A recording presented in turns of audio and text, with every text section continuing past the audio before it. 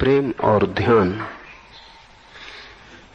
दो शब्द जिसने ठीक से समझ लिए उसे धर्मों के सारे पथ समझ में आ गए। दो ही मार्ग हैं। एक मार्ग है प्रेम का, हृदय का। एक मार्ग है ध्यान का, बुद्धि का। ध्यान के मार्ग पर बुद्धि को शुद्ध करना है, इतना शुद्ध कि बुद्धि शेष ही ना रह जाए, शून्य हो जाए। प्रेम के मार्ग पर हृदय को शुद्ध करना है, इतना शुद्ध कि हृदय खो जाए, प्रेमी खो जाए। दोनों ही मार्ग से शून्य की उपलब्धि करनी है, मिटना है। कोई विचार को काट काट कर मिटेगा, कोई वासना को काट काट कर मिटेगा। प्रेम है वासना से मुक्ति, ध्यान है विचार से मुक्ति। दोनों ही तुम्हें मिटा देंगे और जहां तुम नहीं हो वहीं परमात्मा है। ध्यानी ने परमात्मा के लिए अपने शब्द गढ़े हैं, सत्य, मोक्ष, निर्वाण। प्रेमी ने अपने शब्द गढ़े। परमात्मा प्रेमी का शब्द है, सत्य ध्यानी का शब्द है, पर भेद शब्दों का है। इशारा एक ही की तरफ है। जब तक दो हैं तब तक संसार है। जैसे ही एक बचा संसार खो गया। शेख फरीद प्रेम के पथिक हैं और जैसा प्रेम का गीत फरीद ने गाया है वैसा किसी ने नहीं गाया। कबीर भी प्रेम की बात करते हैं लेकिन ध्यान की भी बात करते हैं। दादू भी प्रेम की बात करते हैं लेकिन ध्यान की बात को बिल्कुल भूल नहीं जाते। नानक भी प्रेम की बात करते हैं लेकिन वो ध्यान से मिश्रित है। फरीद ने शुद्ध प्रेम के गीत गाए, ध्यान की बात ही नहीं की है। प्रेम में ही ध्यान जाना है। इसलिए प्रेम की इतनी शुद्ध कहानी कहीं और न मिलेगी। फरीद खालिस प्रेम है। प्रेम को समझ लिया तो फरीद को समझ लिया, फरीद को समझ लिया तो प्रेम को समझ लिया। प्रेम के संबंध में कुछ बातें मार्ग सूचक होंगी, उन्हें पहले ध्यान में ले लें। पहली बात, जिसे तुम प्रेम कहते हो फरीद उससे प्रेम नहीं कहते। तुम्हारा प्रेम तो प्रेम का धोखा है, वो प्रेम है नहीं, सिर्फ प्रेम की नकल है, नकली सिक्का है। और इसलिए तो उस प्रेम से सिवाय दुख के तुमने कुछ और नहीं जाना। कल ही फ्रांस से आई एक सन्यासी मुझे रात पूछती थी कि प्रेम में बड़ा दुख है, आप क्या कहते हैं?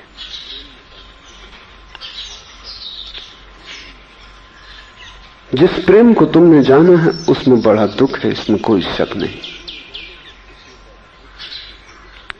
लेकिन वो प्रेम के कारण नहीं,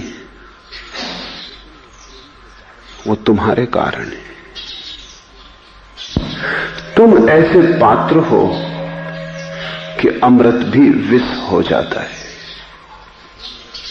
तुम अपात्र हो इसलिए प्रेम भी विषाक्त हो जाता है।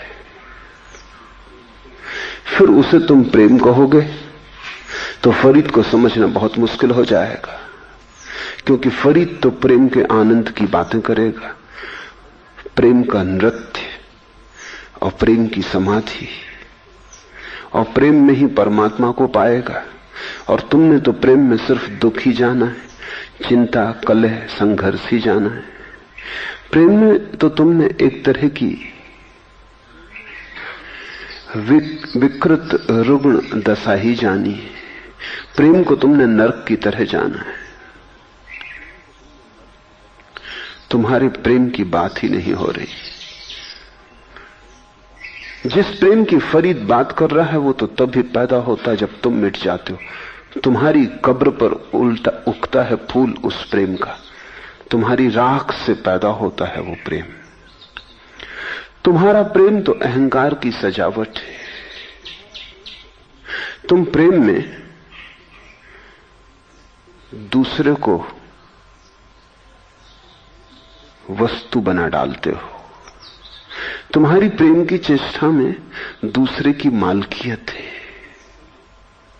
तुम चाहते हो तुम जिससे प्रेम करो वो तुम्हारी मुट्ठी में बंद हो, तुम मालिक हो जाओ। दूसरा भी यही चाहता है। तुम्हारे प्रेम के नाम पर मालकियत का संघर्ष चलता है। जिस प्रेम की फरीद बात कर रहा है वो ऐसा प्रेम है जहां तुम दूसरे को अपनी मालकियत दे देते हो, जहां तुम स्वेच्छा से समर्पित हो जाते हो, जहां तुम कहते हो तेरी मर्जी मेरी मर्जी। संघर्ष का तो कोई सवाल नहीं। निश्चित ही ऐसा प्रेम दो व्यक्तियों के बीच नहीं हो सकता। ऐसा प्रेम दो सम स्थिति में खड़ी हुई चेतनाओं के बीच नहीं हो सकता। ऐसे प्रेम की छोटी मोटी झलक शायद गुरु के पास मिले, पूरी झलक तो परमात्मा के पास ही मिलेगी। ऐसा प्रेम पति पत्नी का नहीं हो सकता, मित्र मित्र का नहीं हो सकता। दूसरा जब तुम्हारे ही जैसा है तो तुम कैसे अपने को समर्पित कर पाओगे? संदेह पकड़ेगा मन को, हजार भय पकड़ेंगे मन को।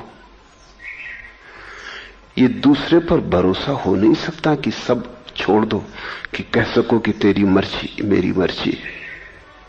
इसकी मर्जी में बहुत भूल चूक दिखाई पड़ेगी।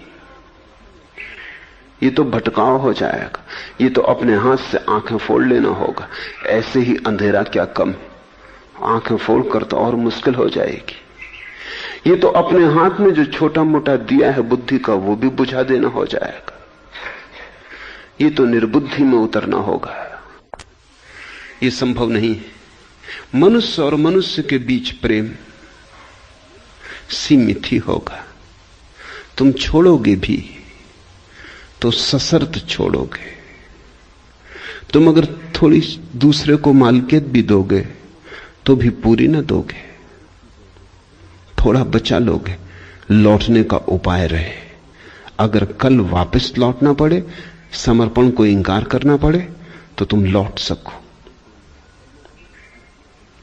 ऐसा न हो कि लौटने की जगह न रह जाए, तुम सीढ़ी को मिटा न दोगे, लगाए रखोगे। साधारण प्रेम बेशर्त नहीं हो सकता, अनकंडीशनल नहीं हो सकता। और प्रेम जब तक बेशर्त ना हो तब तक प्रेम ही नहीं होता। तुमसे ऊपर कोई जिसे देखकर तुम्हें आकाश के बादलों का स्मरण आए, जिसकी तरफ तुम्हें आंखें उठानी हो तो जैसे सूरज की तरफ कोई आंख उठाए, जिसके बीच और तुम्हारे बीच एक बड़ा फासला हो, एक अलंघ खाई हो, जिसमें तुम्हें परमात्मा की थोड़ी सी प्रतीति मिले, उसको ही हमने गुरु कहा है। गुरु पूर्व की अनूठी खोज है। पश्चिम इस रस से वंचित ही रह गया है, उसे गुरु का कोई पता ही नहीं। वो आयाम जाना ही नहीं पश्चिम ने। पश्चिम को दो मित्रों का पता है, शिक्षक विद्यार्थी का पता है, पति पत्नी का पता है, प्रेमी प्रेयसी का पता है, लेकिन फरीद जिसकी बात करेगा, गुरु और शिष्य, उसका कोई पता नहीं। गुरु और शिष्य का अर्थ है कोई ऐसा व्यक्ति जिसके भीतर से तुम्हें परमात्मा की झलक मिली, जिसके भीतर तुमने आकाश देखा, जिसकी खिड़की से तुमने विराट में झांका। उसकी खिड़की छोटी ही हो, खिड़की के बड़े होने की कोई जरूरत भी नहीं है, लेकिन